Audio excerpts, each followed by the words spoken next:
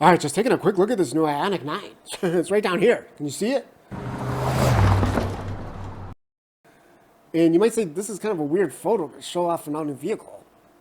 Well, it's because, they're trying to say this thing's like in harmony with Earth because it's electric and it's got like eco-friendly interior. Even the paint is made from this new eco-friendly stuff. So, I guess, hey, it makes sense, but, let's take a look at the actual car here because if you don't like it, if you don't like the car, it doesn't matter how eco-friendly it is, does it? You're not going to buy it. Yeah, there's actually going to be 3 different trim levels, but they all get the same battery. They all get the big battery. So they're all long-range models. How about 110 kilowatt hours? Now, that's the gross. How much of that can you use? It's probably somewhere around 100 kilowatt hours. It's still a lot. So that's even if you get the base model with rear-wheel drive. So that thing's only got 215 horsepower.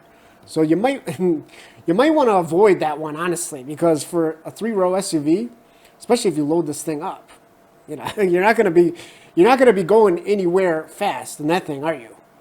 But you are going to get a lot of range, right? You're still going to get over 300 miles, even in the base model. So I guess, I don't know if that's all you can afford. It's at least an option. You can still get some good range. Now, the model that you're probably going to want to go for, this is going to be like the mainstream model.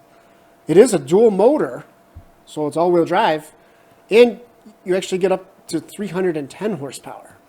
So that should be plenty for most people. And of course, with the electric vehicle, you're going to get a ton of torque as well. Now, if that's hey, if that's not enough for you, there is going to be a performance version, 430 horsepower. So that's probably the one you're going to want, really. It's just a matter of, can you afford it? And now that we got the specs out of the way, let's kind of get into more of the details here. How about this? This is unusual, this design element on the Fender Flare. There's like this separate piece that kind of caps off the wheel well there.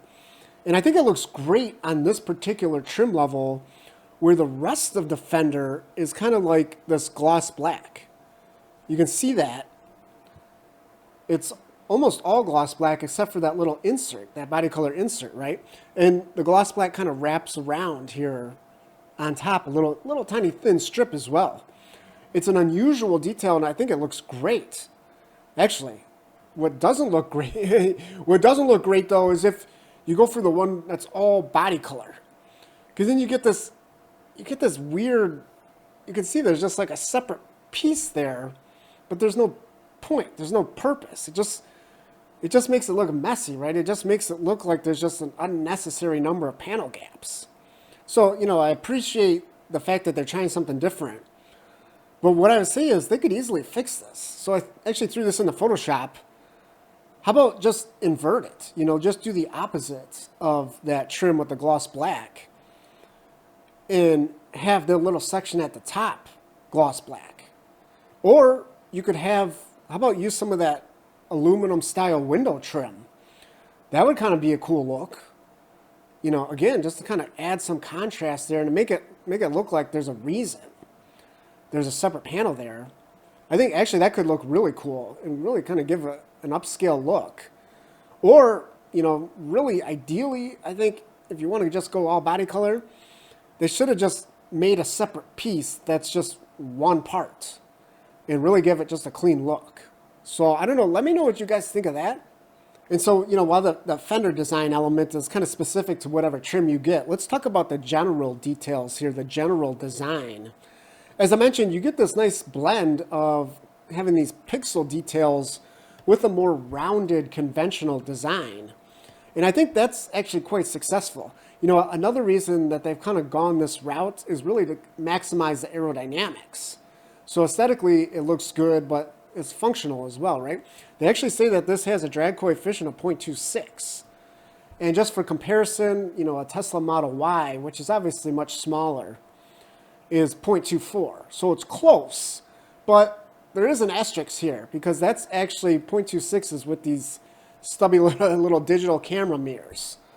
So, of course, if you go for the if you go for the traditional mirrors, and if you're in the US, you're gonna have to go for the traditional mirrors. It's not gonna be quite as good, right? But traditional mirrors they always just work better anyways. So, and on the side profile here, you can really see this rounded shape.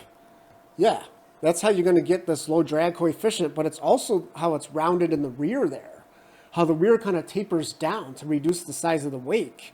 And it's not just from this perspective either. You know, when you look at it straight from the back, you can really see how the entire rear end tucks in. This is like a camback style design where you can see the actual edge of the vehicle on the back here is a lot narrower, you know, shorter than the actual width and height of the vehicle.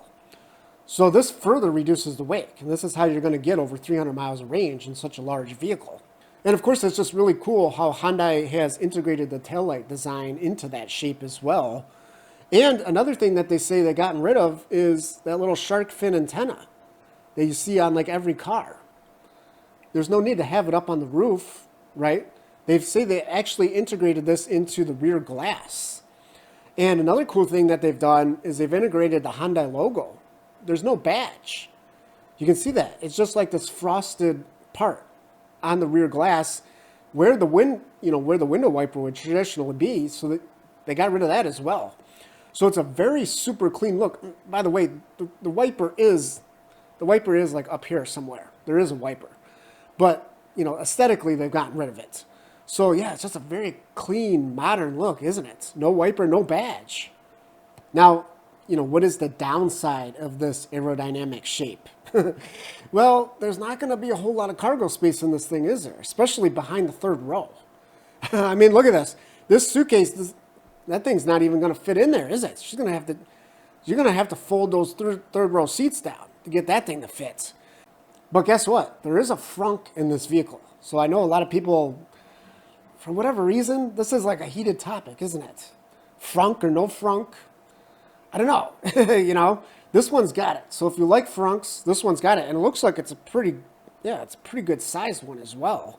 And you're also going to have a ton of seating space in this thing, enough for 6 of your friends. Well, if you go for the bench, you can actually put 6 friends in here. With this configuration here with the captain's chairs, yeah, you're only going to be able to fit 5 of your friends. But they're all going to have a ton of space, as you can see. You know, because again, with this being an EV, there's a flat floor, and you're not gonna be stumbling over yourself. You know what I mean? And this is the real appeal, isn't it? When you're talking about an electric vehicle that can go over 300 miles. Now, let's talk about the interior design here, because there's a lot of cool stuff here as well. Kind of the first thing that stands out to me is, yes, yes, we do get the Santa Fe steering wheel. This is the Land Rover Defender inspired steering wheel that I thought, you know, just looked so great. Now, we don't get quite the squared off dash that the Santa Fe has. This dash design is more with like the rest of Hyundai and Kia's lineup, but there's some cool details here still, for sure. You know, there's this one piece curved display. Now there's 2 screens, there's 2 12-inch displays. You know, it doesn't have the newest setup, like a 30-inch OLED, you know, what we're starting to see in some vehicles. But it's going to give you that kind of same effect, isn't it? Because it's just one piece. And there's this really cool, this is like this marble trim piece right on the dash, isn't there? So that looks beautiful, in fact. I wonder how much this option is going to be. And of course, with this being a modern EV, it has all the latest tech that you want. There's like USB ports everywhere. Everywhere. So it doesn't matter, even if you're sitting in the third row, second row, you know, you got your laptop there, and in the front, you actually get some high power USB-Cs. 2 of them are 100 watts each. And lastly, you know, this is a party trick that other Hyundai Kia models have. They've kind of taken it a step further with this model. Yeah, you get this Ottoman style lounge second row seat, don't you? That, yeah, you can adjust this. You can really lean back, or guess what? You can actually fold down the front seats and use that to really stretch out. The only thing is, you might want to set your alarm here because you don't want to fall asleep at the charging stall Unless, I don't know, you want to be woken up by someone holding down their horn.